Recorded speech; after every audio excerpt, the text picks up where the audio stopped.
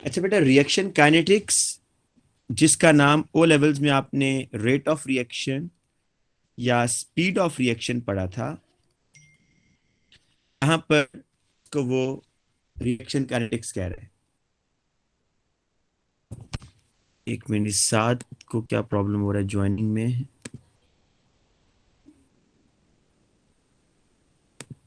अच्छा, अब बेटा रिएक्शन काइनेटिक्स में या स्पीड ऑफ रिएक्शन में सबसे पहले आपको रेट का मतलब समझना है कि व्हाट इज अ रेट।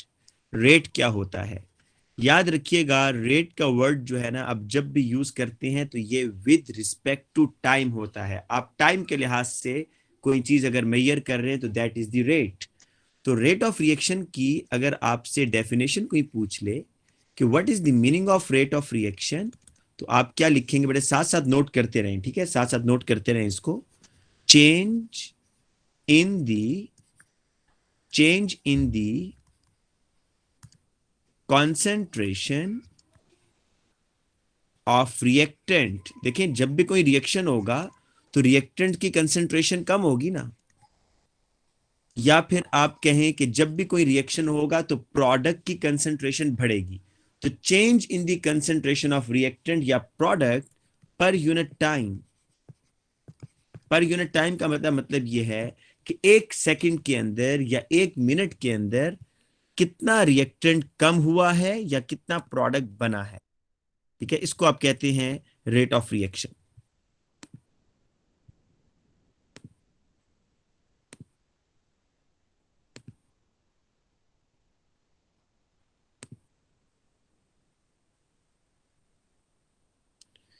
नहीं बेटा, ये ऑर्गेनिक के सेक्शन में नहीं लिखना। ये आपको मैंने बताया कि ये फिजिकल केमिस्ट्री का एक जो टॉपिक था ना, रेट ऑफ रिएक्शन, वो रहता है, आप इसको अलग करके लिख लें।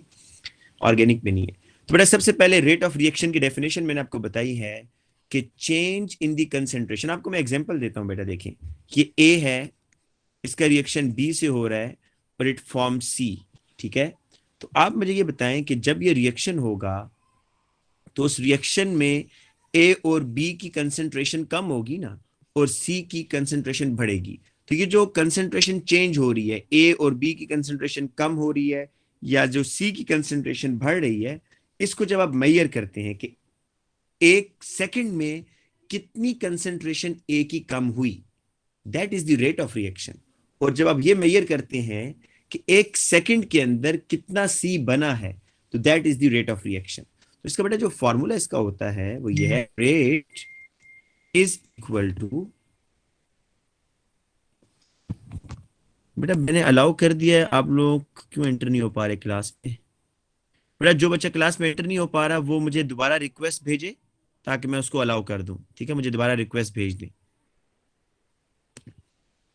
अच्छा बेटा, रेट का जो फॉर्मूला बनेगा वो ये बनेगा, rate is equal to change in concentration change in concentration divided by time. अच्छा, टाइम किस यूनिट में लेना है भाई? मिनट्स में लेना है या सेकंड में लेना है या आवर्स में लेना है? तो ये डिपेंड करता है आपके रिएक्शन पर। बाज रिएक्शंस जो है ना बेटा बहुत फास्ट होते हैं, तो उसके लिए आप टाइम सेकंड्स में काउंट करते हैं यार, कि एक सेकंड में कितना प्रोडक्ट बन गया। अब बाज रिएक्शंस तो बहुत स्लो होते हैं, जैसे कि रस्टिंग, जो जंग लग जाता है। तो रेस्टिंग के लिए आप सेकंड्स में तो टाइम नहीं मेजर करते ना, उसके लिए आप डेज भी नहीं कहेंगे, उसके लिए आप ईयर्स में ले लेंगे टाइम।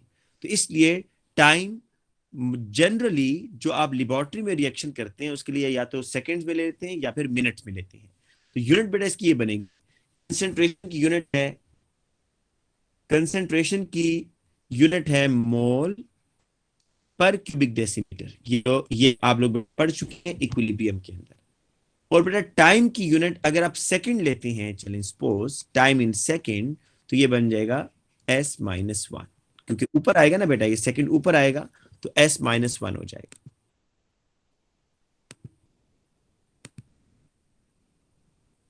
ठीक है बेटा, ये देखिए, देखें जरा कि आपको ये रेट की यूनिट समझ आ गई है कि कैसे बनी है। रेट का फॉर्मूला है चेंज इन कंसेंट्रेशन, तो कंसेंट्रेशन की यूनिट मोल पर cubic decimetre, divided by time था ना, टाइम सेकंड में था, तो इस सेकंड को आप ऊपर लेकर आएंगे जब, तो s-1 हो जाएगा। तो रेट क्या होता है बेटा? स्पीड ऑफ अ रिएक्शन, कि 1 मिनट में या 1 सेकंड में आपको जो रिएक्टेंट है वो कितना यूज हुआ है, दैट इज द रेट। अच्छा, अब बेटा किसी भी रिएक्शन के लिए, फॉर एग्जाम्पल मैं यहाँ एक रिएक्शन लिखता हूं आपके साथ।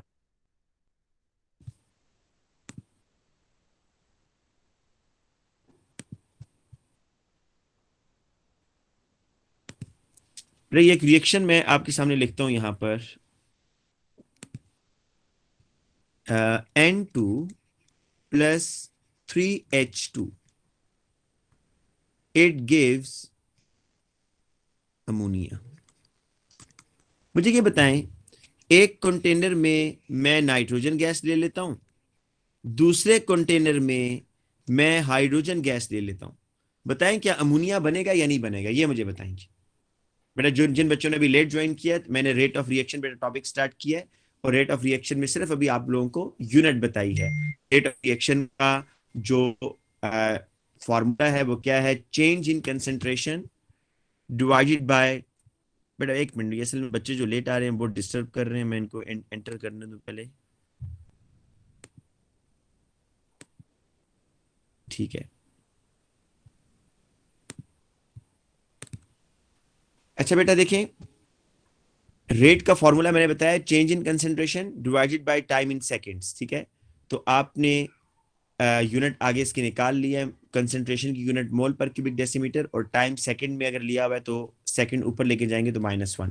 अब मेरा आपसे क्वेश्चन ये है कि आपने एक रिएक्शन करवाना है नाइट्रोजन और हाइड्रोजन का, और उसमें अमोनिया बन रहा है। एक कंटेनर में नाइट्रोजन है, दूसरे कंटेनर में हाइड्रोजन है, ये अलग अलग है, क्या अमोनिया बन जाएगा या नहीं बनेगा? डेफिनेटली नहीं बनेगा। तो अमोनिया बनाने के लिए शर्त क्या है, कंडीशन क्या है बेटा, कब आपका अमोनिया बनेगा? तो बेटा ये आपको एक कुलियन थ्योरी है, वो आपको इस बारे में 3 चीजें बता रही है, वो जरा आप लिख लेंगे कि अकॉर्डिंग टू कुलियन थ्योरी, ये थ्योरी आपने ओ लेवल्स में भी पढ़ी है। ठीक है, तो according to collision theory reactant molecules must collide. जो बेटा आपके रिएक्टेंट्स के मॉलिक्यूल है ना, मतलब नाइट्रोजन और हाइड्रोजन, इनका कोलाइड करना मस्ट है, अदरवाइज अमोनिया नहीं बनेगा। तो रिएक्टेंट मॉलिक्यूल मस्ट कोलाइड।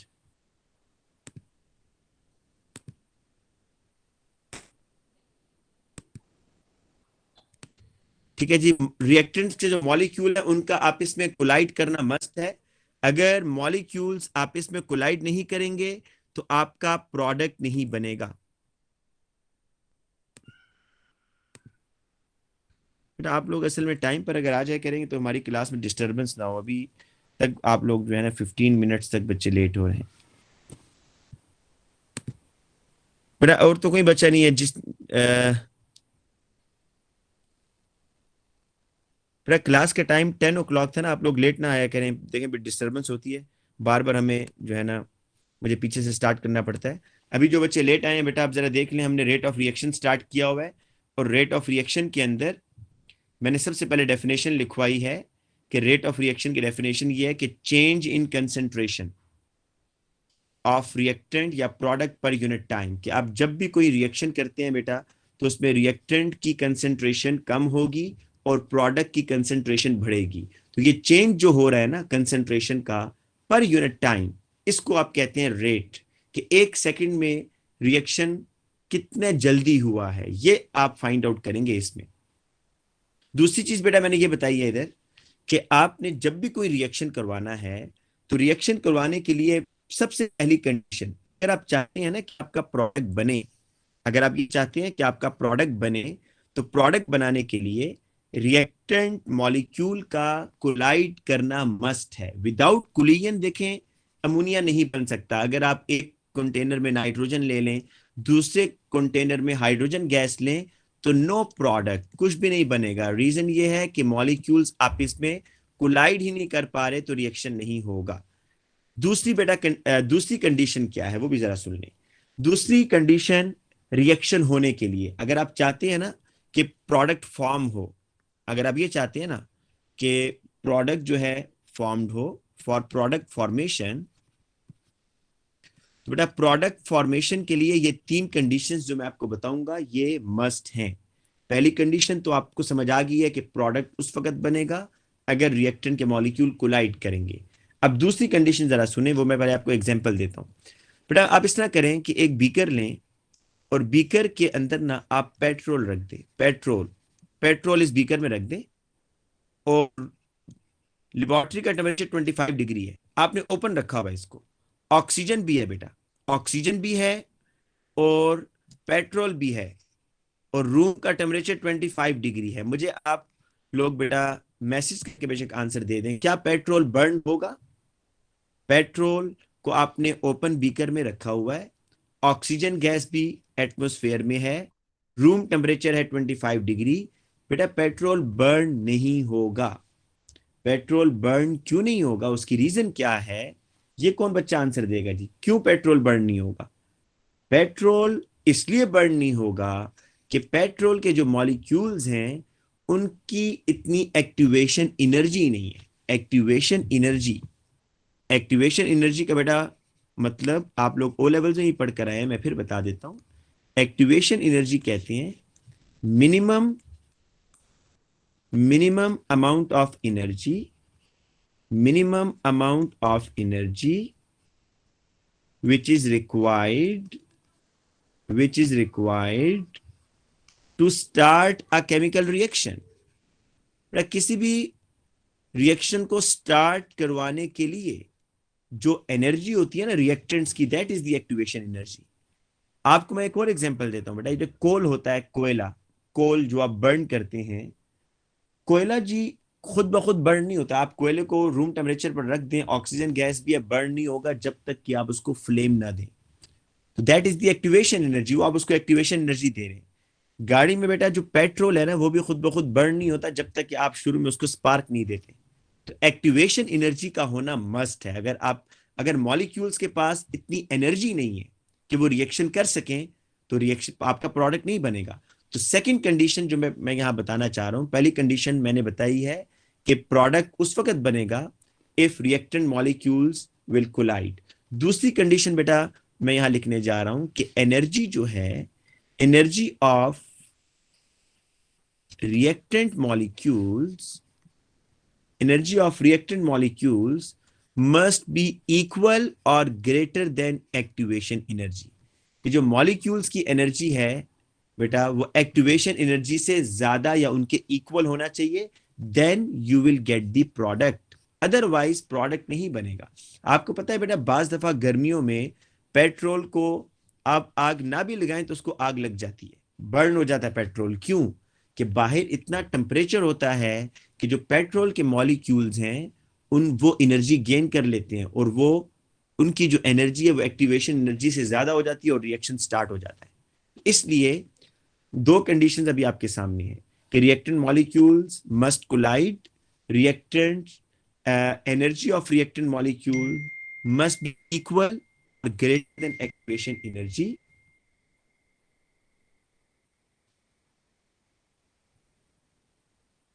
और बेटा तीसरी चीज क्या है कि molecule must collide with correct orientation.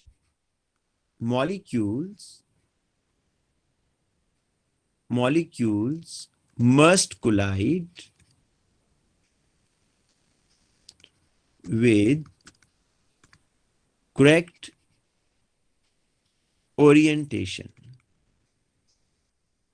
Molecules जो है बेटा अगर करेक्ट ओरिएंटेशन से कोलाइड करेंगे। अच्छा, ये जो तीसरी कंडीशन है ना ये आपको बड़े अच्छे तरीके से उस वक्त समझ आएगी जब आप ऑर्गेनिक केमिस्ट्री में मैकेनिज्म करेंगे ना। तो मैकेनिज्म में आपको चार्जेस मैं बताऊंगा कि जो रिएक्शन होता है वो किस वजह से होता है, चार्जेस डेवलप होते हैं, पॉजिटिव नेगेटिव एक दूसरे को अट्रैक्ट करते हैं। तो वहां पर आपको ये ज्यादा अच्छा जो थर्ड पॉइंट है समझ आएगा। लेकिन फिलहाल बेटा अभी आपने ये याद रखना है कि मॉलिक्यूल्स प्रॉपर ओरिएंटेशन में कोलाइड करें। एक तो बेटा कुलियन का होना मस्ट है, कुलियन का होना।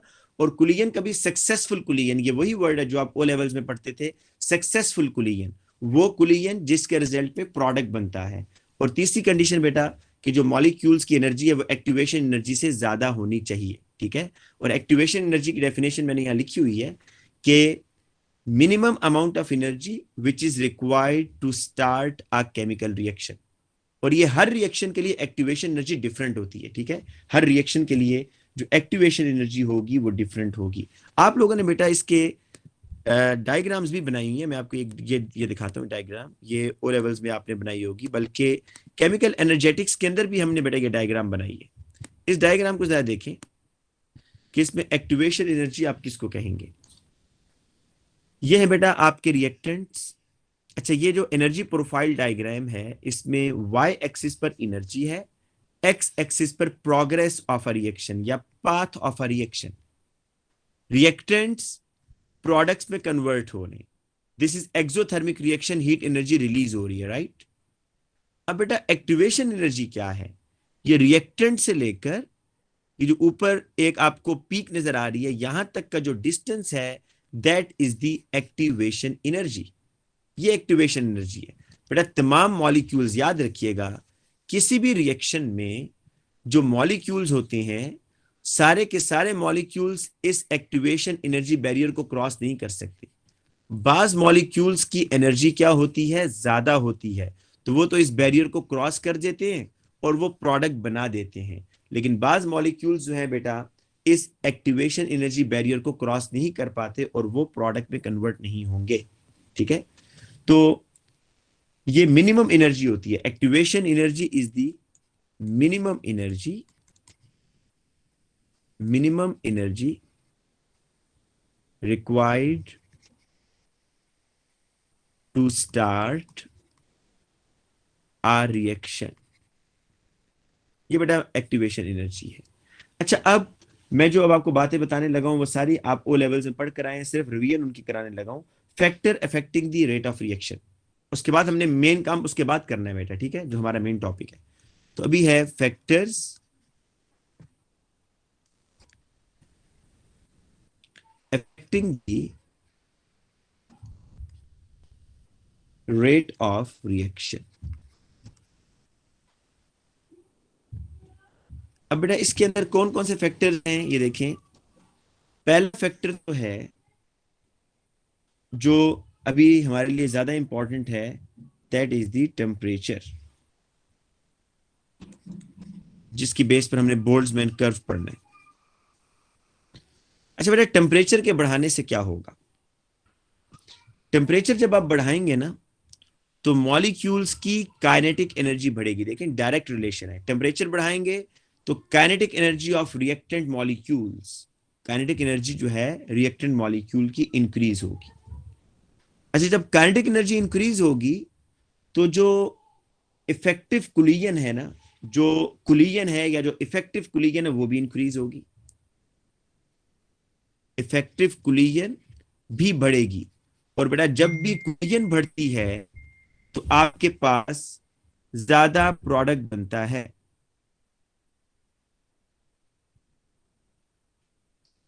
और जल्दी से बनेगा, मतलब 1 मिनट की बात कर रहा हूं, अगर आप इसको 1 सेकंड में देखें ना तो उस 1 सेकंड के अंदर ज्यादा प्रोडक्ट भी बनेगा क्योंकि कुलियन ज्यादा हो रही है। अच्छा, इसी तरीके से मैं 1 मिनट बच्चे को लिंक शेयर कर दूं। अच्छा, पर ये देखिए, ये जो टेम्परेचर वाला फैक्टर है ये आप किसी भी रिएक्शन पर अप्लाई करें, किसी भी रिएक्शन पर, तो ये बिल्कुल जनरल है कि जब भी आप किसी रिएक्शन का टेम्परेचर बढ़ाएंगे रिएक्टेंट्स के मॉलिक्यूल्स की काइनेटिक एनर्जी बढ़ेगी। जब काइनेटिक एनर्जी बढ़ेगी तो बेटा उनमें कुलियन ज्यादा हो जाएगी, वो आपस में ज्यादा कुलाइड करेंगे, सक्सेसफुल कुलियन ज्यादा होगी, तो आपका कम टाइम में ज्यादा प्रोडक्ट बन जाएगा। ठीक है ना बेटा ये बात। अब आ जाएं सेकंड फैक्टर पर, जो आपने ओ लेवल में सेकंड फैक्टर बेटा पढ़ा था, दैट इज द कंसंट्रेशन। कि कंसंट्रेशन के बढ़ने से क्या होगा। जब बेटा कंसंट्रेशन बढ़ाएंगे, कंसंट्रेशन के बढ़ाने से जो नंबर ऑफ मॉलिक्यूल्स हैं, नंबर ऑफ मॉलिक्यूल्स पर क्यूबिक डेसीमीटर, वो बेटा इंक्रीज हो जाएंगे। आप इसकी एग्जांपल ऐसी समझ लें देखिए कंसंट्रेशन, आप इसकी एग्जांपल ऐसे समझें कि एक क्लासरूम में ना बेटा, एक क्लासरूम में 10 बच्चे हैं जो कि भाग रहे हैं, ठीक है। अब उसी क्लासरूम में 10 और बच्चों को अंदर भेज दें, तो कितने बच्चे हो गए? 20। अब जब वो भागेंगे ना तो उनमें कुलियन के चांसेस ज्यादा होंगे। 10 बच्चों को और भेज दें आप उनमें, अब 30 स्टूडेंट्स हो गए। अब जब वो भागेंगे तो उनमें मजीद चांसेस होंगे कि वो एक दूसरे के साथ कोलाइड करें। तो कंसंट्रेशन के बढ़ाने से, देखिए वॉल्यूम तो उतना ही रखा हुआ है, आप कंसंट्रेशन बढ़ा रहे हैं, सॉल्यूट मजीद डाल दिए, तो कंसंट्रेशन के बढ़ाने से जो नंबर ऑफ मॉलिक्यूल्स हैं वो बढ़ जाएंगे ना उसी कंटेनर में। एक क्यूबिक डेसीमीटर में जो मॉलिक्यूल्स हैं वो बढ़ जाएंगे, और जब मॉलिक्यूल्स बढ़ेंगे तो आपकी जो बेटा इफेक्टिव कुलियन है वो भी बढ़ेगी, इफेक्टिव कुलियन। और इफेक्टिव कुलियन के बढ़ने से आपका जो बेटा रेट ऑफ रिएक्शन है, रेट ऑफ रिएक्शन, ये मैं प्रोडक्ट की जगह बेटा रेट ऑफ रिएक्शन लिखूंगा, ये ज्यादा अच्छा वर्ड है। तो रेट ऑफ रिएक्शन जो है वो इंक्रीज होगा, रेट ऑफ रिएक्शन। और बेटा नीचे भी जो है rate of reaction will increase, ठीक है। तो ये दूसरा फैक्टर है बेटा जो आपने, अच्छा अब तीसरा देखें बेटा, तीसरा फैक्टर है जो रेट ऑफ रिएक्शन को बढ़ाता है। तीसरा फैक्टर बेटा आप इसमें सरफेस एरिया का ले लें, सरफेस एरिया। अगर आपको याद हो कि सरफेस एरिया भी आपने ये लेवल से बेटा आपको एग्जांपल दी गई होगी कि आप अगर मिल्क के अंदर क्यूबिक शुगर डालें, क्यूबिक शुगर, तो वो स्लोली डिसॉल्व होती है। अगर आप मिल्क के अंदर पाउडर्ड शुगर डाल दें तो वो ज्यादा रेडिली डिसॉल्व होगी। तो रीजन क्या होती है इसके पीछे? इसके पीछे रीजन ये है बेटा कि जितना सरफेस एरिया ज्यादा होगा, देखें क्यूबिक शुगर आप लेंगे ना, अगर ये है आपकी क्यूबिक शुगर, सपोज ये क्यूबिक शुगर है, और इसको आप वाटर में डिसॉल्व करते हैं, तो वाटर के मॉलिक्यूल्स ना बेटा, वाटर के मॉलिक्यूल्स इधर आकर हिट करेंगे सरफेस पर या इस साइड पर, ऐसे। यहां बेटा कुलियन हो रही है ये, ठीक है, ये कुलियन हो रही है।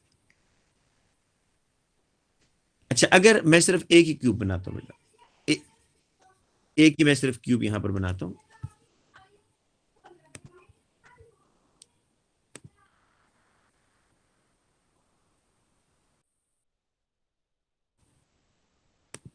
अच्छा बेटा अगर मैं यहां पर पाउडर्ड इसको जो है ना पाउडर्ड शुगर ले लूं, या बिल्कुल इसको स्मॉल साइज में बेटा, इसी क्यूब को ना मैंने मजीद स्प्लिट कर दिया जी, छोटे छोटे क्यूब्स में कन्वर्ट कर दिए। अब आप बेटा देखिएगा, बेटा आप लोग लेट ना आया करें क्लास में, ठीक है। अभी जो बच्चे अभी आ रहे हैं वो अब इस तरह कीजिएगा कि इसकी रिकॉर्डिंग सुनिए, मैं इसको रिकॉर्ड भी कर रहा हूँ, तो इसकी रिकॉर्डिंग सुन लीजिएगा। अब बेटा देखें, अब ये होगा कि अगर मैं इसी क्यूबिक शुगर को, जो कि यहाँ पर आपको एक बड़ा पीस जो नजर आ रहा है, मैंने जब इसको ग्राइंड किया है, तो अब आप देखेंगे कि बेटा मॉलिक्यूल्स में ना अब वाटर के मॉलिक्यूल्स ज्यादा कोलाइड करेंगे क्योंकि सरफेस एरिया बढ़ गया है। अब हर छोटे क्यूब को वाटर चारों साइड से कोलाइड कर रहा है। तो देखें जितना आपका सरफेस एरिया बढ़ जाता है, देखिए यहां पर सरफेस एरिया अब आपका बढ़ गया, मोर सरफेस एरिया। जब मोर सरफेस एरिया होगा, जब बेटा सरफेस एरिया ज्यादा हो जाएगा तो उसका इफेक्ट क्या होगा? उसका इफेक्ट आपके सामने है कि मोर नंबर ऑफ कुलियन, बेटा ज्यादा कुलियंस होंगी with the reactant molecule, reactant molecules के साथ कुलियन ज्यादा होंगी, और इस कुलियन के ज्यादा होने से जो रेट ऑफ रिएक्शन है वो आपका बढ़ जाएगा, ठीक है जी। तो तीसरा फैक्टर क्या, तो हमने अभी तक फैक्टर जो पढ़े हैं रेट ऑफ रिएक्शन में, पहला फैक्टर है टेम्परेचर का, कि टेम्परेचर बढ़ाएंगे काइनेटिक एनर्जी बढ़ जाएगी मॉलिक्यूल्स की, काइनेटिक एनर्जी के बढ़ने से जो इफेक्टिव कुलियन है वो बढ़ेगी और रेट ऑफ रिएक्शन बढ़ेगा। अब बेटा second last factor is the catalyst. Catalyst के बारे में बेटा आपको मैं पहले ये बता दूं कि कैटलिस्ट करता क्या है। कैटलिस्ट जो है ना, ये बात याद रखें कि कैटलिस्ट नंबर ऑफ कुलियन को कुछ नहीं करेगा, कैटलिस्ट की वजह से कुलियन नहीं बढ़ेंगे, ये बात ज़हन में रखिएगा। आप इन तीनों में देख लें, इन तीनों में आपको एक बात कॉमन नजर आ रही है कि मैंने कुलियन की बात की है जी, कि इफेक्टिव कुलियन बढ़ गई है। ये देखें, इफेक्टिव कुलियन बढ़ गई है। ये देखें जी, मॉलिक्यूल्स की कुलियन जो है, इफेक्टिव कुलियन यहां भी बढ़ गई है। लेकिन कैटलिस्ट का जो फैक्टर है, कैटलिस्ट का,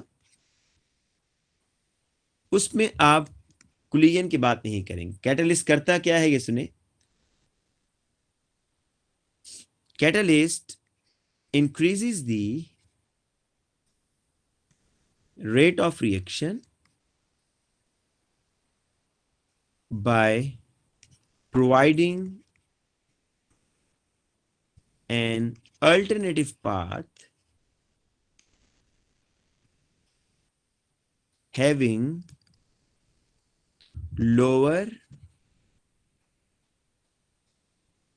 activation energy। कैटलिस्ट ये करता है कि एक नया पाथ जनरेट करता है हैविंग लोअर एक्टिवेशन एनर्जी। आप लोगों को मैं काफी दफा बता चुका हूं कि आप लोग ये नहीं लिखेंगे कि catalyst decreases the activation energy. बेटा, कैटलिस्ट एक्टिवेशन एनर्जी को डिक्रीज नहीं करता, कैटलिस्ट एक नया पाथ जनरेट करता है। और मैं आपको बेटा काफी दफा ये एग्जांपल दे चुका हूं, फिर दे देता हूं कि जिसने एक फर्स्ट, एक दो वैलीज हैं बेटा, एक वैली है, ये सेकंड वैली है, और इसके दरमियान में एक माउंटेन है। ठीक है, और जो फर्स्ट वैली है, यहां से लोगों ने अगर सेकंड वैली पे जाना है ना, तो वो लोग क्या करेंगे, इस माउंटेन के थ्रू जाएंगे, इसको क्रॉस करेंगे। और जो यंग लोग हैं, जो यंग पीपल हैं, एनर्जेटिक पीपल, वो क्या करेंगे, इस माउंटेन को क्रॉस कर लेंगे आसानी से। और जो एजिड हैं या जो ओल्ड हैं, वो क्या करेंगे, वो इस माउंटेन को क्रॉस नहीं कर पाएंगे या स्लो करेंगे, बहुत टाइम लगेगा। तो अगर बेटा गवर्नमेंट यहां पर टनल बना दे, ऐसे करके टनल, तो क्या होगा, ये गवर्नमेंट ने एक नया पाथ बनाया ना, न्यू पाथ, एक्टिवेशन एनर्जी भी कम है देखें। वरना तो अगर फर्स्ट वैली से सेकंड वैली पे जाना था ना, तो that is the activation energy, ये एक्टिवेशन एनर्जी थी। इसको क्रॉस करना था तो सेकंड वैली पे पहुंचना था। लेकिन गवर्नमेंट अगर यहां पर बेटा टनल बना दे, तो टनल क्या है, this is the new path, ये नया पाथ है। जो पहला वाला पाथ है वो अपनी जगह पर है, और ये नया पाथ बनाया है। कैटलिस्ट बिल्कुल इसी तरीके पर काम करता है। कैटलिस्ट भी रिएक्शन के अंदर रिएक्शन को बनाएगा प्रोडक्ट ही, लेकिन उस रूट से नहीं बनाएगा जिस रूट से पहले बन रहा था। कैटलिस्ट एक नया पाथ जनरेट करवा देगा, उसमें एक्टिवेशन एनर्जी कम होगी और रिएक्शन आपका जल्दी हो जाएगा। ठीक है, तो कैटलिस्ट के डालने से नंबर ऑफ कुलियन पर कोई फर्क नहीं पड़ेगा। अच्छा बेटा, एक और फैक्टर भी है, और वो सिर्फ और सिर्फ एप्लीकेबल है फॉर द गैसेस, सिर्फ गैसेस के लिए, और वो है प्रेशर का। वो प्रेशर का है जी। तो factor number 5 is the pressure. देखिए प्रेशर के साथ क्या है, प्रेशर का इफेक्ट होगा ओनली फॉर गैसेस, और ये जो सरफेस एरिया ये ओनली फॉर सॉलिड है, ये भी ध्यान में रखिएगा। Surface area only for solid है। ठीक है, जो सरफेस एरिया है ना, ये सॉलिड्स के लिए एप्लीकेबल है। इसी तरीके से जो प्रेशर है वो गैसेस के लिए एप्लीकेबल है। तो इसमें ये होता है बेटा कि अगर आप गैस का प्रेशर बढ़ाएंगे तो रेट ऑफ रिएक्शन बढ़ेगा। कैसे, बाय इंक्रीजिंग द प्रेशर। तो जो मॉलिक्यूल्स के दरमियान डिस्टेंस है ना बेटा, वो क्या हो जाएगा, कम हो जाएगा। इसको आप 1/v कह दें, या मैं आगे इस तरह लिख देता हूं, distance between the molecule decreases। देखिए प्रेशर के बढ़ाने से ना गैस का वॉल्यूम कम हो जाता है ना। जब गैस का वॉल्यूम कम होगा तो इसका मतलब है गैस के मॉलिक्यूल्स एक दूसरे के करीब आ गए, डिस्टेंस उनमें कम हो गया। और जब बेटा डिस्टेंस कम हो गया है, गैस के मॉलिक्यूल करीब आ गए हैं, तो उनमें वही बात आगे कि इफेक्टिव कुलियंस या नंबर ऑफ कुलियंस बढ़ जाएंगी, और जो रेट ऑफ रिएक्शन है वो आपका फास्ट होगा। रेट ऑफ रिएक्शन आपका फास्ट हो जाएगा। अच्छा अब बेटा ये तो सारा था ओ लेवल्स का, जो आपने पहले पढ़ा हुआ है, इसमें कोई भी चीज आपने नहीं पढ़ी। अब हम आते हैं अपने ए लेवल्स के ऊपर, कि ए लेवल्स में अच्छा, ए लेवल्स के अंदर रेट ऑफ रिएक्शन में ना आपको यहां से क्वेश्चन नहीं आएगा, ये बात ध्यान में रखें। वो कभी भी आपसे ये नहीं पूछेगा जी बताएं टेम्परेचर के इंक्रीज करने से रेट ऑफ रिएक्शन क्यों इंक्रीज होता है। वो आपको जो क्वेश्चन पूछेगा वो है जो अभी हम करने जा रहे हैं।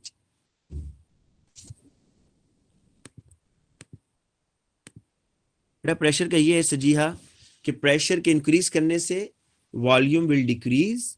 वॉल्यूम डिक्रीज होने का मतलब ये है कि डिस्टेंस बिटवीन द मॉलिक्यूल वो डिक्रीज हो जाएगा, और एज अ रिजल्ट जब मॉलिक्यूल एक दूसरे के करीब आएंगे तो नंबर ऑफ कुलियन उसमें ज्यादा होगी and rate of reaction will increase.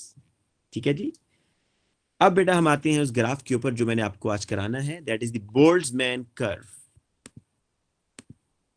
ये बेटा ये ग्राफ है।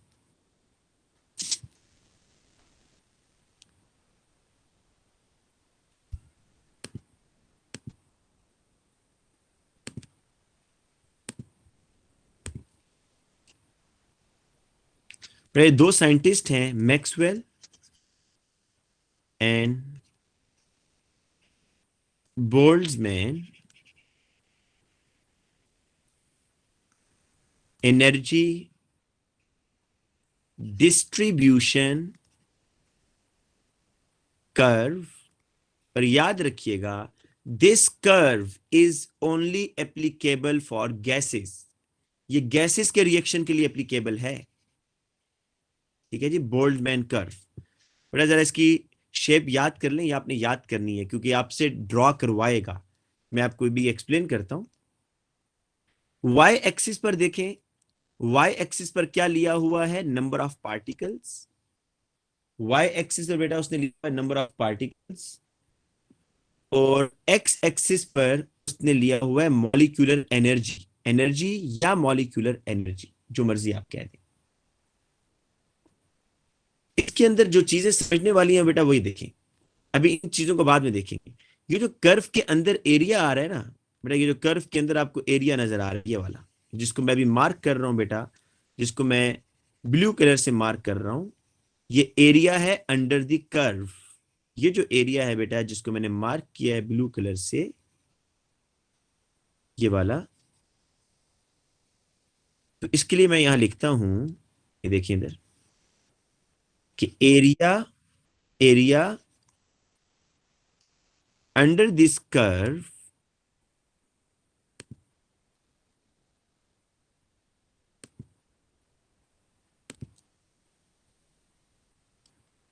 Area under the curve represents the total number of molecules। बेटा इस कर्व के अंदर जितना भी एरिया है ना, आप समझ लें कि वो मॉलिक्यूल्स हैं, वो आपको मॉलिक्यूल्स के बारे में बता रहा है।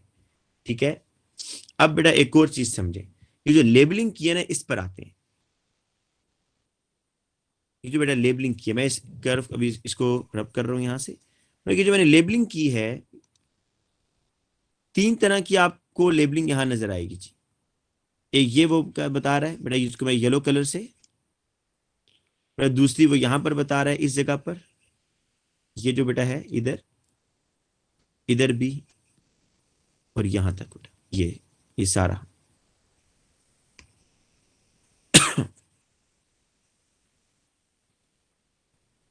और बेटा तीसरा जो है बेटा वो ये है, ये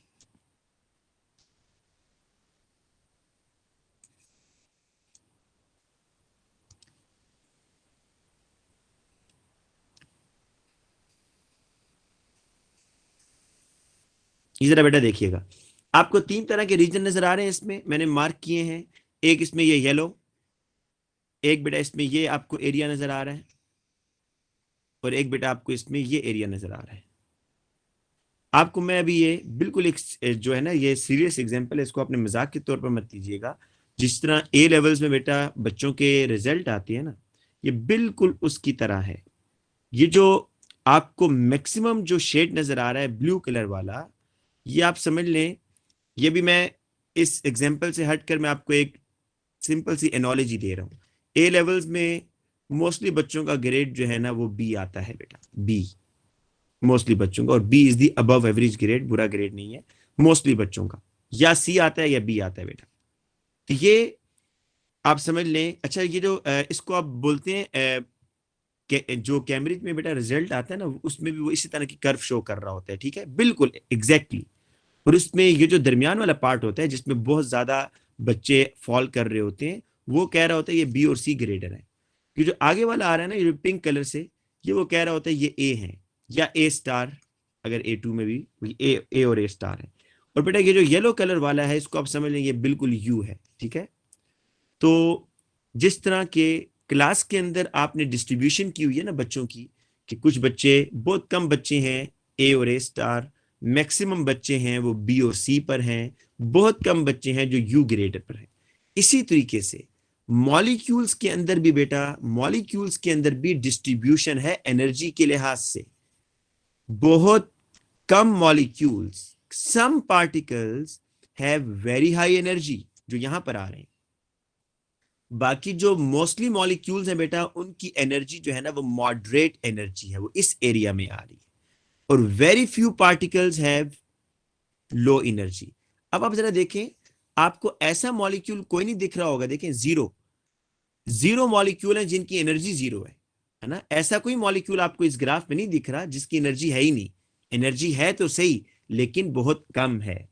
इसलिए बेटा तीन तरह के जो साइंटिस्ट है ना, बोल्ट्जमैन और मैक्सवेल, ये बेटा साइंटिस्ट के नाम है, ये जर्मन केमिस्ट हैं। इन्होंने ये कहा था कि गैसेस के जो रिएक्शन होते हैं, इवन आप इसको अप्लाई कर सकते हैं लिक्विड्स के अंदर भी, कि गैसेस में जो रिएक्शन होती हैं उसमें तीन तरह के मॉलिक्यूल्स होते हैं। Some particles have very high energy, most particles have moderate energy, and few particles have very low energy. बेटा ये कर्व जो है ना आप बना लें। अब मैं एक और कर्व जो है बिल्कुल यही है, एक और तरीके से बेटा वो उसको रिप्रेजेंट करेगा, वो देखिएगा जरा, ये देखिए इधर। ये भी आप बेटा इसको दोबारा बनाएंगे, बेशक आपने वो पिछली वाली बना ली है, बेटा इसको आप दोबारा बनाएंगे। इसमें ना उसने बड़े अच्छे तरीके से दो बातें बताई हैं बेटा, वही number of particles on Y axis और एक्स एक्सिस पर एनर्जी है। और आपको मैं दोबारा बता देता हूं, area under the curve represents the number of molecules. भाई इस कर्व के नीचे ये जो आपको एरिया नजर आ रहा है, चाहे ये ब्लू वाला, चाहे ये ब्लू कलर वाला एरिया, या ये ग्रीन कलर वाला एरिया, ये दोनों शेड्स, ब्लू शेड भी और ग्रीन शेड भी आपको बता रहे हैं मॉलिक्यूल्स। लेकिन अब आप जरा खुद अपने आप से पूछें कि, और इस पर थोड़ा गौर करें कि कौन सा जो रीजन है, ब्लू, ब्लू वाला या ग्रीन, कौन से रीजन में जो मॉलिक्यूल्स आ रहे हैं उनकी एनर्जी ज्यादा है।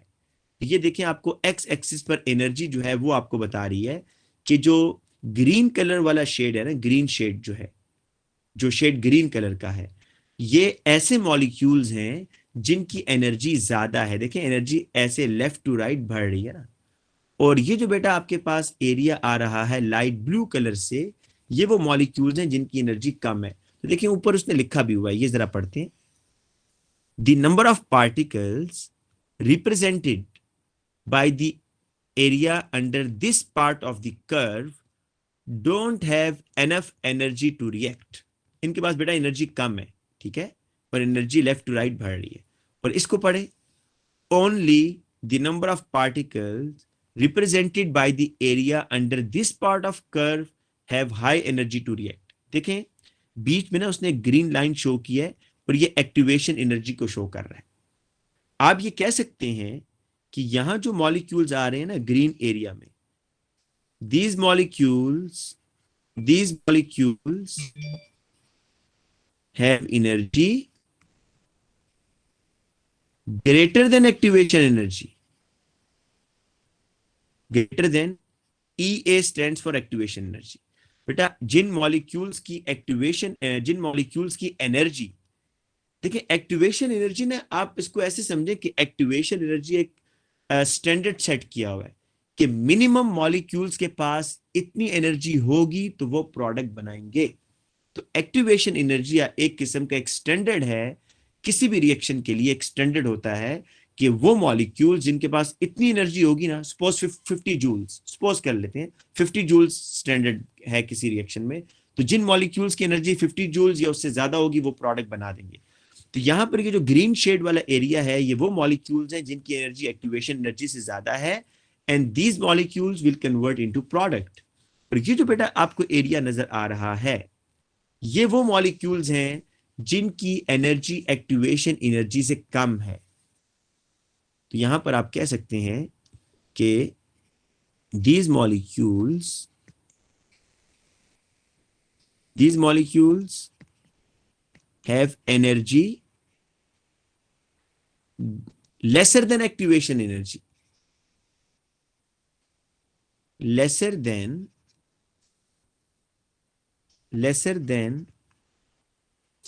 Activation energy. तो बेटा आप एक्टिवेशन एनर्जी को ना एक स्टैंडर्ड, एक बैरियर के तौर पर सोचें कि किसी भी रिएक्शन में एक स्टैंडर्ड होता है कि अगर मॉलिक्यूल उस एक्टिवेशन एनर्जी के बैरियर को और स्टैंडर्ड पर पूरा उतरेंगे तो वो मॉलिक्यूल्स प्रोडक्ट में जाएंगे, अदरवाइज नहीं जाएंगे।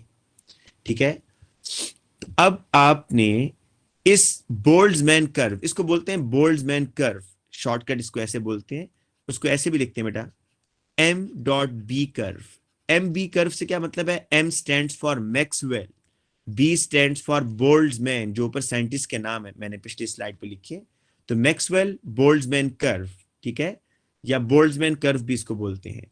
तो बेटा इसके ऊपर आपने इफेक्ट पढ़ने, दो effect, effect of temperature on Boltzmann curve and effect of catalyst on Boltzmann curve. तो ये बेटा हमने देखना है। मेरा ख्याल है कि हम एक आज पढ़ेंगे और एक कल करेंगे, ठीक है। एक फैक्टर आज पढ़ लेते हैं जो कि आसान वाला है, वो आज कर लेते हैं।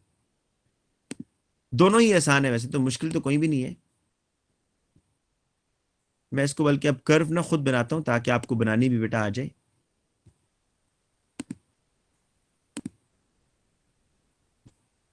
कर्व मैं आपको खुद बना कर देता हूं। अब ये लें, कैसे बनाएंगे जी आप कर्व, ये देखें इधर, ये जी आपके पास है इधर मॉलिक्यूल्स, नंबर ऑफ मॉलिक्यूल्स होंगे, और बेटा यहां पर आपके पास होगा एनर्जी, और आपने जो कर्व बनानी है वो आप ऐसे बना देंगे जी। ठीक है जी, ये कर्व बन गई आपकी। और बेटा यहां पर उसने ये लाइन लगा दी है, this is the activation energy, EA। EA stands for activation energy. हम मैं ऊपर हेडिंग दे रहा हूं, effect of catalyst on Boltzmann curve.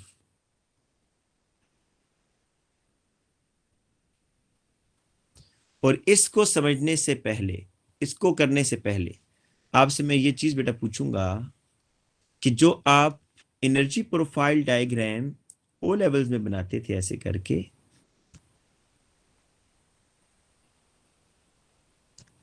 ये रिएक्टेंट, ये प्रोडक्ट, ये होता था, ये मैंने एक्सो के लिए बनाया, पाथ ऑफ रिएक्शन, और ये है एनर्जी। इसमें आप लोग कहते थे कि जी this is the activation energy, right. ये एक्टिवेशन एनर्जी होती थी ना, अगर आप लोगों को बेटा थोड़ा सा याद हो तो this is the activation energy. फिर आप लोगों से एग्जामिनर कहता था कि जी अगर आप कैटलिस्ट डालें तो फिर क्या होगा, कैटलिस्ट डालें तो ये आप पहले इसको, मैं इसको लेबल करता हूं, आप कहेंगे this is the activation energy without catalyst. आप कहते थे ना ये विदाउट कैटलिस्ट है, कैटलिस्ट के बगैर ये है। फिर एग्जामिनर आपसे पूछता था जी अगर आप इसमें कैटलिस्ट डाल दें तो क्या होगा, तो आप लोग बेटा रिएक्टेंट वहीं पर होते थे, एक्टिवेशन एनर्जी को कम करते थे, अगर आपको याद आ रहा हो, प्रोडक्ट भी वहीं होते थे बस। और फिर आप बेटा इसको लेबल करते थे ऐसे, ये जो ग्रीन कलर से मैं लाइट बना रहा हूं, ये जो लाइन है ग्रीन कलर से, इसको आप कहते थे कि ये क्या है जी, ये एक्टिवेशन एनर्जी विथ कैटलिस्ट है, विथ कैटलिस्ट। बेसिकली कैटलिस्ट क्या कर रहा है, कैटलिस्ट एक्टिवेशन एनर्जी को कम करता है। है ना। कैटलिस्ट एक्टिवेशन एनर्जी को एक नया पाथ प्रोड्यूस करता है जिसकी एक्टिवेशन एनर्जी कम होती है। एक्टिवेशन एनर्जी को कम नहीं करेगा, नया पाथ बनाएगा हैविंग लोअर एक्टिवेशन एनर्जी। अगर ये डायग्राम क्लियर नहीं है बेटा, मैं इसको फिर जरा बना देता हूँ क्लियर करके, ताकि आप लोगों को समझ आ जाए। ये डायग्राम इस तरह की थी जी, ऐसे, ठीक है जी। और ये है इसकी एक्टिवेशन एनर्जी विदाउट कैटलिस्ट, ई ए विदाउट कैटलिस्ट, कैटलिस्ट के बगैर। और मैं ये कह रहा हूं कि जब वो आपसे कहते थे कि आप कैटलिस्ट डालकर बताएं, तो फिर आप इस तरह बनाते थे, और ये आप बेटा कहते थे ई ए जो है ना, ये अब एक्टिवेशन एनर्जी विथ कैटलिस्ट है, क्योंकि नया पाथ बनाया है हैविंग लोअर एक्टिवेशन एनर्जी। तो यहां पर भी बेटा वो यही पूछना चाह रहा है, इफेक्ट ऑफ, देखिए ऊपर मैंने जो हेडिंग दी है, effect of catalyst on Boltzmann curve. Boltzmann curve के ऊपर क्या इफेक्ट होगा बेटा, ये 1 मार्क का क्वेश्चन है, ठीक है। मैं भी आपको वर्कशीट भी इसकी सेंड करूंगा, आप देखेंगे कितने मुफ्त में आपको मार्क्स मिलेंगे। आपने क्या करना है, ये जो एक्टिवेशन एनर्जी है ना बेटा, ये वाली, इसको थोड़ा सा आपने लेफ्ट साइड पर शिफ्ट कर देना है। कैसे? आप बेटा यहां पर एक और लाइन ड्रॉ करेंगे, ऐसे करके थोड़ा सा बेटा गैप, थोड़ा सा गैप देना है। कितना gap, it's up to you, आपने थोड़ा सा गैप रखना है, और यहां पर लिख देना है ई ए एक्टिवेशन एनर्जी विथ कैटलिस्ट। कि कैटलिस्ट के डालने से क्या हुआ कि जो एक्टिवेशन एनर्जी है ये थोड़ी पीछे हो गई है। अब पीछे होने का क्या मतलब है, अब बेटा देखें, विदाउट कैटलिस्ट ना, विदाउट कैटलिस्ट सिर्फ इतने मॉलिक्यूल्स थे जो रिएक्शन कर रहे थे, ये थे विदाउट कैटलिस्ट। विदाउट कैटलिस्ट सिर्फ ये मॉलिक्यूल्स थे। लेकिन जब आपने बेटा कैटलिस्ट डाल दिया, तो कैटलिस्ट डालने से ये मॉलिक्यूल एक्स्ट्रा आ गए हैं। अब 1 सेकंड में या 1 मिनट में ये एक्स्ट्रा मॉलिक्यूल है जो रिएक्शन कर रहे हैं, जो आपका प्रोडक्ट अब उतना जल्दी बनेगा। तो कैटलिस्ट के डालने से क्या होगा, आपके पास मोर नंबर ऑफ मॉलिक्यूल्स आ जाएंगे जिनकी एनर्जी एक्टिवेशन एनर्जी से इक्वल या ज्यादा हो जाएगी। तो मैं यहां पर लिख सकता हूं बेटा ये स्टेटमेंट कि by using the catalyst, by using the catalyst now more number of molecules, ये जो मोर नंबर ऑफ मॉलिक्यूल्स है ना, ये आपको येलो शेड जो मैंने दिया है उसमें नजर आ रहा है। ये जो येलो शेड है बेटा, येलो शेड, इसको देखें, ये है मोर नंबर ऑफ मॉलिक्यूल्स। कि by using the catalyst now more number of molecules have energy equal और ग्रेटर देन एक्टिवेशन एनर्जी। तो इसलिए बेटा आप देखें, अब आपका जो रिएक्शन है ना वो फास्ट हो जाएगा। कि कैटलिस्ट के बगैर, जब कैटलिस्ट नहीं था तो सिर्फ जो ये ब्लू कलर वाला शेड है ये मॉलिक्यूल्स प्रोडक्ट में जा रहे थे, लेकिन कैटलिस्ट के डालने से जो येलो कलर वाला रीजन है ये एक्स्ट्रा आ गया है और ये मजीद प्रोडक्ट बना रहा है उसी टाइम के अंदर। बेटा ये क्लियर हो गया है, ताकि मैं नेक्स्ट फैक्टर भी डिस्कस कर लूं और कल इसके फिर पास पेपर आपको करा दूंगा, वो 5 मिनट में वो भी हो जाएगा बेटा। ये समझ आ गया, कोई मसला तो नहीं है इसमें?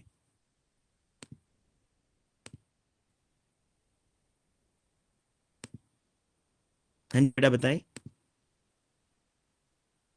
ठीक है, अब बेटा देखें कि नेक्स्ट जो है ना वो उसमें आपने क्या करना है, इफेक्ट ऑफ टेम्परेचर। अच्छा एक चीज जरा मुझे बताएं, क्या कैटलिस्ट के डालने से बोल्ट्जमैन कर्व की जो शेप है वो खराब हुई? शेप तो खराब नहीं हुई ना, देखिए ये तो ऐसे ही रह रहा है। अभी शेप का आपको आइडिया उस वक्त पता चलेगा जब मैं टेम्परेचर के साथ करूंगा।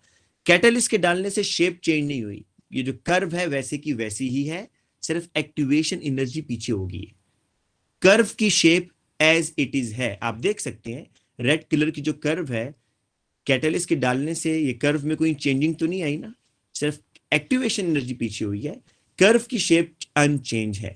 लेकिन अभी आप जब इफेक्ट ऑफ टेम्परेचर पढ़ेंगे, देखें effect of temperature on Maxwell Boltzmann curve, ये बेटा देखिएगा बहुत इंटरेस्टिंग है ये।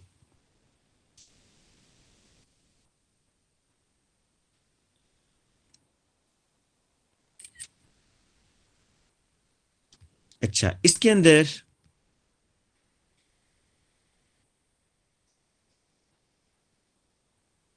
ये है जी नंबर ऑफ मॉलिक्यूल्स, और ये है बेटा आपके पास एनर्जी। ठीक है, नंबर ऑफ मॉलिक्यूल्स आ गया और एक आ गया एनर्जी। और आपने बेटा यहां पर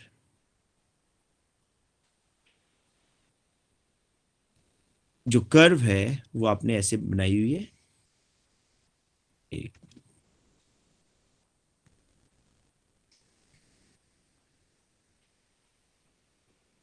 ये जी बेटा ये जो कर्व है ना, ये जो मैंने रेड कलर से बनाई है, ये एट 25 डिग्री सेल्सियस है। 25 डिग्री सेल्सियस पर आपके पास ये कर्व आ रही है। इसमें आपको वो रीजन याद होने चाहिए बेटा। ये देखिए इधर, मैं फिर आपको याद कराता हूँ, ये ए है, ये बेटा बी है, और ये बेटा सी है। तीन फ्रैक्शन है। सी वो फ्रैक्शन है जो कि मोस्ट एनर्जेटिक है भाई। सी वाले मॉलिक्यूल्स जो हैं, ये जो येलो कलर में आ रहे हैं, ये मोस्ट एनर्जेटिक हैं, इनकी एनर्जी बहुत ज्यादा है। बी वाले जो है ना बेटा, ये मॉडरेट हैं, ये मॉडरेट एनर्जेटिक मॉलिक्यूल्स हैं। किसी भी रिएक्शन मिक्सचर में तीन तरह के मॉलिक्यूल्स होते हैं, मोस्ट एनर्जेटिक, लीस्ट एनर्जेटिक और मॉडरेट एनर्जेटिक। तो ये जो बेटा मैंने अभी शेड किया है, ये मॉडरेट एनर्जेटिक है। और ये जो बेटा मैं अब करने लगा हूं, ये है लीस्ट एनर्जेटिक। तो आप पहले ये समझ लें कि तीन तरह के मॉलिक्यूल्स हैं। किसी भी गैस रिएक्शन में जब आप गैसेस का रिएक्शन करवाते हैं तो उसमें तीन तरह के मॉलिक्यूल्स होते हैं, moderate energetic molecules, most energetic molecules and least least energetic molecules. ये तीन तरह के बेटा मॉलिक्यूल्स हैं। अब देखें कि मैं अब जब टेम्परेचर को इंक्रीज करूंगा तो टेम्परेचर के इंक्रीज करने से क्या इफेक्ट होगा। टेम्परेचर के इंक्रीज करने से इधर देखिएगा, मैं इसको रब कर रहा हूं सारे को।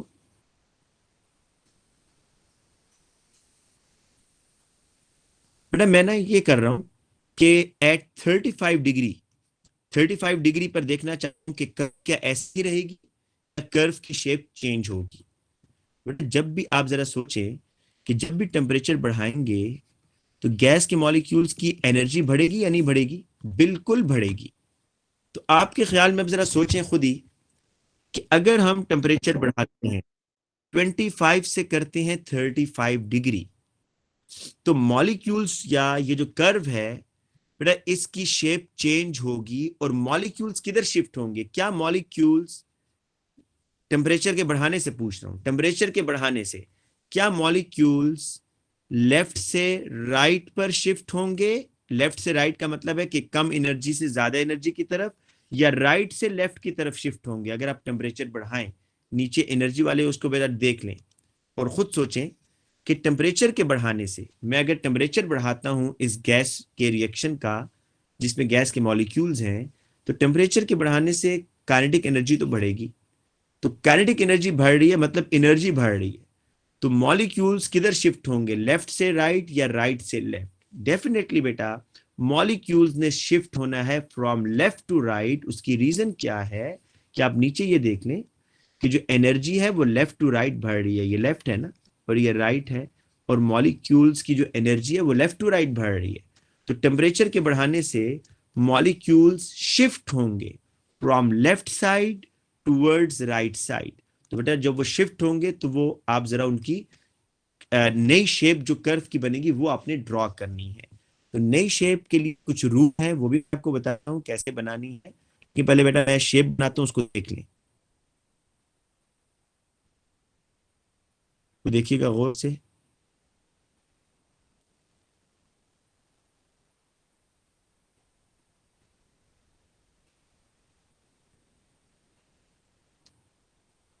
अब बेटा देखें मैंने इसमें क्या क्या चीजें की हैं। पहली चीज, ये जो ब्लू कलर वाली कर्व है ना आपको नजर आ रही है, ये हाई टेम्परेचर 35 डिग्री। बेटा ये देखिए रेड वाली जो है ये 25 डिग्री है। आप जरा गौर करें कि टेम्परेचर के बढ़ाने से जब मैंने 25 से 35 किया तो इस एरिया में जो मॉलिक्यूल्स थे ना बेटा, ये जो इस एरिया में मॉलिक्यूल्स थे जिसको मैंने ग्रीन कलर से शेड किया है, ये मॉलिक्यूल्स लेस एनर्जेटिक थे ना, ये लेस एनर्जेटिक थे, लेस एनर्जी थी इनकी। लेकिन जैसे ही मैंने टेम्परेचर को बढ़ाया 25 से 35, तो ये मॉलिक्यूल बेटा इधर शिफ्ट हो गए, देखें मोर एनर्जी वाली साइड पर शिफ्ट हो गए। तो आपको जो कर्व, अब एक चीज तो आपको बड़ी क्लियर नजर आ रही है कि टेम्परेचर के बढ़ाने से कर्व की शेप चेंज हो जाती है। टेम्परेचर के बढ़ाने से कर्व की शेप क्या हुई है, चेंज हुई है, ठीक है। अब इस कर्व को बनाने के रूल क्या है वो सुन लें। जब भी आपने बेटा कर्व बनानी है ना और टेम्परेचर इंक्रीज करने वाली, तो देखें रूल्स क्या होंगे। जब टेम्परेचर इंक्रीज हो रहा है तो आपने जो कर्व बनानी होगी, curve shift to the right, curve right side पर शिफ्ट होगी। देखें राइट साइड पर हुई ना बेटा, ये थी पहले रेड, तो ये ब्लू कर्व है, ये थोड़ी राइट साइड पर आई है ना, मोर एनर्जी वाले मॉलिक्यूल्स की तरफ आई है। दूसरा पॉइंट, जो बेटा पीक हाइट है, ये सबसे इंपॉर्टेंट है। Peak height will decrease. इसका मतलब पता है क्या है, कि जो बेटा रेड कलर वाली पीक है ना, उसकी मैं अगर आपको हाइट बताऊं, ये देखें, ये जो हाई टेम्परेचर पर होगा उसकी हाइट कम होनी चाहिए। देखें ये हाई टेम्परेचर वाला है ना, ये देखें, तो इसकी हाइट कम है। तो हाई टेम्परेचर वाली जो पीक होगी, जो हाई टेम्परेचर की पीक होगी, उसकी पीक लोअर होनी चाहिए पिछली पीक के मुकाबले में। क्यों? क्योंकि बेटा वहीं से तो मॉलिक्यूल आगे शिफ्ट हो गए, ठीक है। इसलिए आपने जो पीक, जो पीक की हाइट होगी, सेकंड पीक की हायर टेम्परेचर की जो आप पीक बना रहे हैं, उसकी हाइट लोअर होगी। तो मैंने लिखा है पीक हाइट विल डिक्रीज, ठीक है। पीक हाइट जो है बेटा वो डिक्रीज हो जाएगी। अच्छा, इसमें अब गलत बच्चे क्या बनाते हैं वो जरा सुन लें बेटा। जो बच्चे गलती करते हैं इसमें वो क्या करते हैं, ये तो बस इतना बेटा, ये इतना ही था, ठीक है। अब इसमें कोई नई चीज नहीं है। अब मैं आपको आप लोगों की मिस्टेक्स बताता हूं कि आप लोगों ने, ये करेक्ट डायग्राम है, इसमें कोई गलती नहीं है, आप एग्जाम में ऐसे बनाएंगे, this is the correct variant. गलत डायग्राम क्या है? गलत डायग्राम ये है कि आपको यहां पर, ये रॉन्ग बना रहा हूं अभी, रॉन्ग डायग्राम अभी जो मैं बनाने जा रहा हूं, ये वाली। नंबर ऑफ मॉलिक्यूल्स बेटा इधर आगे हैं, यहां पर है एनर्जी, और आपने एक पीक तो उसने आपको बनाकर दी हुई है ऐसे करके। आपसे वो ये कहता है कि जी आप, ये जो ब्लू वाली है ये 25 डिग्री पर है, आप रेड कलर से एक पीक बनाएं और सपोज करें कि वो 35 पर है, हाई टेम्परेचर पर। तो बच्चे अगर ऐसे बनाए जी, ये गलत है। गलत होने की रीजन ये है कि भाई जब टेम्परेचर हाई किया है, टेम्परेचर पे हाई करने से मॉलिक्यूल कम एनर्जी की तरफ तो नहीं जाएंगे ना। आपने तो ब्लू को और ही पीछे कर दिया, मतलब मॉलिक्यूल्स, यहां से मॉलिक्यूल निकाल के पीछे लिए आप, उनकी एनर्जी और कम कर दी है। तो ऐसे नहीं होगा, मॉलिक्यूल्स की जो एनर्जी है वो बढ़ेगी। जी बेटा हसन, एक डायग्राम में भी अगर पूछेगा, आपका अच्छा क्वेश्चन है, अगर एक डायग्राम में भी पूछेगा तो temperature has no effect on activation energy. Activation energy वैसी की वैसी रहेगी, टेम्परेचर का उस पर इफेक्ट नहीं होता, उसकी पोजीशन चेंज नहीं कर सकता। हसन, हसन ने बेटा ये क्वेश्चन पूछा है अभी मुझे व्हाट्सएप पे, कि अगर आप इसी डायग्राम में कैटलिस्ट भी आपने रखा हुआ था ऐसे, ये सॉरी एक्टिवेशन एनर्जी, तो बेटा temperature has no effect on position of activation energy. Activation energy जो है वो कौन चेंज करेगा? कैटलिस्ट चेंज करेगा। तो अगर एक्टिवेशन एनर्जी का वो आपसे पूछेगा कि एक्टिवेशन एनर्जी के साथ क्या होगा if you increase the temperature, तो एक्टिवेशन एनर्जी के साथ कुछ भी नहीं होने वाला, क्योंकि एक्टिवेशन एनर्जी को टेम्परेचर चेंज नहीं करता। अच्छा बेटा, एक तो ये डायग्राम है गलत, क्योंकि आपने पीछे कर दिया। दूसरा बेटा जो उसका रॉन्ग वर्जन है वो ये है कि अक्सर बच्चे इस तरह करते हैं कि हाई टेम्परेचर पर तो बनाया, ये बेटा अब यहां पर आपने क्या किया है कि आपने टेम्परेचर इंक्रीज किया है ना, हाई टेम्परेचर पर आपने यहां पर कौन से मॉलिक्यूल ज्यादा दिखा रहे हैं, जो एवरेज, जिनकी मॉडरेट एनर्जी है, उनको आपने ज्यादा कर दिया। तो बेटा जब भी हाई टेम्परेचर पर, ये बात अब और से सुनिएगा, हाई टेम्परेचर पर आप कौन से मॉलिक्यूल को शिफ्ट करेंगे राइट साइड पर, जो मॉडरेट एनर्जी वाले मॉलिक्यूल्स हैं उनको शिफ्ट करेंगे राइट साइड पर। इसलिए जो पीक हाइट है ना, जो आपके पीक की हाइट है, वो कम होनी चाहिए eight higher temperature.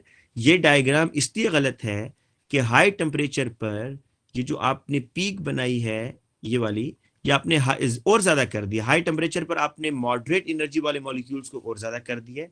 Moderate energy वाले मॉलिक्यूल शिफ्ट होंगे हाई एनर्जी वाले मॉलिक्यूल की तरफ, तो इसलिए ये पीक हाइट कम होनी चाहिए, ना कि ज्यादा। तो ये डायग्राम भी बेटा आपकी क्या हो जाएगी, गलत हो जाएगी, ठीक है। और बाज बच्चे बेटा इस तरह की डायग्राम बनाते हैं, वो भी जरा सुन लें, लास्ट है बस करके।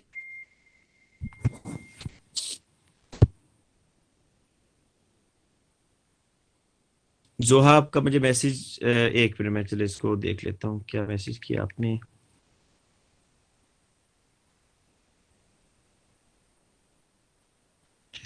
अच्छा बेटा मैं ये कह रहा हूं कि जोहा, जब आप टेम्परेचर बढ़ाते हैं ना, देखिए मैं ये जो ब्लू कर्व है, मैं इसको यहां पर मिटा रहा हूं।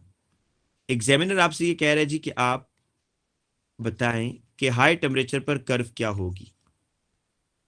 बेटा हाई टेम्परेचर पर ये होगा जब आप टेम्परेचर बढ़ाएंगे 25 से 35 करेंगे, तो वो मॉलिक्यूल्स जिनकी पहले मॉडरेट एनर्जी थी, जो इस एरिया में आ रहे थे बेटा, इनकी एनर्जी थी मॉडरेट, ये मॉलिक्यूल शिफ्ट होंगे हाई एनर्जी की तरफ। जो मॉडरेट एनर्जी वाले मॉलिक्यूल्स थे ना, वो हाई एनर्जी की तरफ जाएंगे। इसलिए जो बेटा ये पीक अब बनेगी, जो आप हाई टेम्परेचर पर जो हाइट होगी, वो पहली वाली हाइट के मुकाबले में कम रखनी है आपने, ऐसे करके। ये देखिए बेटा, ये मैंने कहा है कि मॉलिक्यूल्स इस एरिया से निकलकर कहां चले गए, राइट साइड पर शिफ्ट हो गए, क्योंकि हाइयर टेम्परेचर पर मॉलिक्यूल्स ने एनर्जी गेन करनी है, तो मॉलिक्यूल्स राइट साइड पर जा रहे हैं, ठीक है। तो ये बेटा आपका टॉपिक कंप्लीट हो गया है। कल की क्लास में मैं आपको इसके पास पेपर क्वेश्चंस कराऊंगा, ठीक है जी। ठीक है बेटा, अल्लाह हाफिज।